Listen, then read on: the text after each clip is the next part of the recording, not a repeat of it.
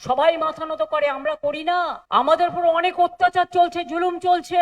আমি এরকম ইলেকশন কোনোদিনও দেখিনি যে গায়ের জোরে পশ্চিমবঙ্গ পুলিশকে সব ক্ষমতা কেড়ে নিয়ে বাইরের ফোর্সকে দিয়ে, মনে আছে আপনাদের শীতলকুচিতে গুলি চালিয়ে দিয়েছিল, ভোটের সময় 4 জনকে হত্যা করেছিল, আমি তারপরে ছুটে এসেছিলাম। সেই সব করা ধান্দাবাজি।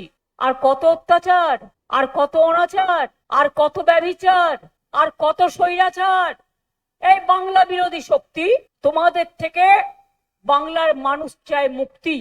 এবং তাই মনে রাখবেন, আগের বার বলেছিলাম লক্ষ্মীর ভান্ডার করে দেব, 500 টাকা দিয়ে শুরু করেছিলাম।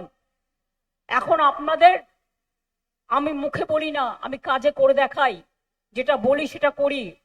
কারণ মানুষের জীবনে কথা রাখাটা হচ্ছে সবচেয়ে মূল্যবান জিনিস। ইলেকশনের সময় বলা সহজ, কিন্তু ইলেকশনের পর সব ভুলে যাওয়া, এটা বিজেপির ধর্ম, অন্য পার্টিদের ধর্ম। আর বিজেপি সব জায়গায় কিছু ইন্ডিপেন্ডেন্ট দাঁড় করিয়েছে টাকা দিয়ে দিয়ে। এদের চিনে রাখুন, এরা বিজেপির সাথে আর একটা করে গদ্দার।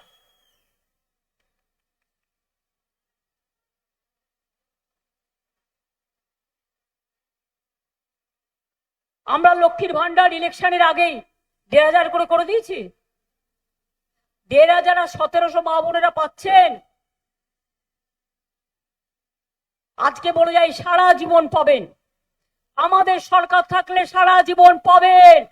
এবং আমাদের সরকারই আসছে।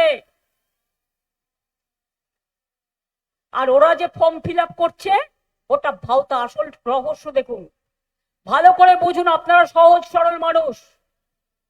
ফর্ম ফিল আপের নাম করে বাইরের সংস্থাকে ভাড়া করেছে, তারা আপনার বাড়ি গিয়ে গিয়ে ফর্ম ফিল আপ করছে, বলছে টাকা পাবেন। আপনার নাম নিচ্ছে, আপনার পরিবারের নাম নিচ্ছে, আপনার অ্যাকাউন্ট নাম্বার নিচ্ছে, আপনার ব্যাংকের অ্যাকাউন্ট নাম্বার নিচ্ছে। এরপরে দেখবেন ভোট মিটে গেলে আপনার ব্যাংকে যেটুকু টাকা আছে সেটাও লুট করে নেবে। একটাও ফর্ম ওদের কথায় বিশ্বাস করবেন না। মতুয়াদের এইভাবে করেছিল সর্বনাশ। কি করেছিল জানেন? ওদের একটা ফর্ম লিখিয়েছিল, ভোটাধিকার কোথা থেকে নাগরিকত্ব এসে গেল। এটা আর একটা ক্যান নামে ভাওতা, যাতে বিজেপির লোকেরা ভোট দেয়, অন্য কেউ দিতে না পারে। কি ওদের লিখিয়েছিল, আমরা 2025 সালে বাংলাদেশ থেকে এসছি। আমরা এই তো সর্বনাশ। তোমরা এটা সই করছো, টাকা দিয়ে কিনছো 1,000 টাকা করে ফর্ম। তুমি তো নিজেকে প্রমাণ করে দিচ্ছ তুমি বাংলাদেশি। এরা ভুলে গেছে বাংলার ইতিহাস। বাংলা এক সময়, যখন ইন্ডিয়া, আমাদের ভারতবর্ষের মধ্যে পাকিস্তান বাংলাদেশ ছিল স্বাধীনতার আগে। স্বাধীনতার পরে 3টে দেশ তৈরি হয়। পাকিস্তানের যারা লোক পাকিস্তানে চলে যায়, যারা বাংলাদেশের লোক বাংলাদেশে চলে যায়, আর যারা বাংলার লোক তারা ইন্ডিয়ার লোক, তারা ইন্ডিয়াতে থেকে যায়। এটা মাথায় রাখবেন। তারপরে 1971 সালে চুক্তি হয়েছিল বাংলাদেশের মুক্তিযুদ্ধের পর।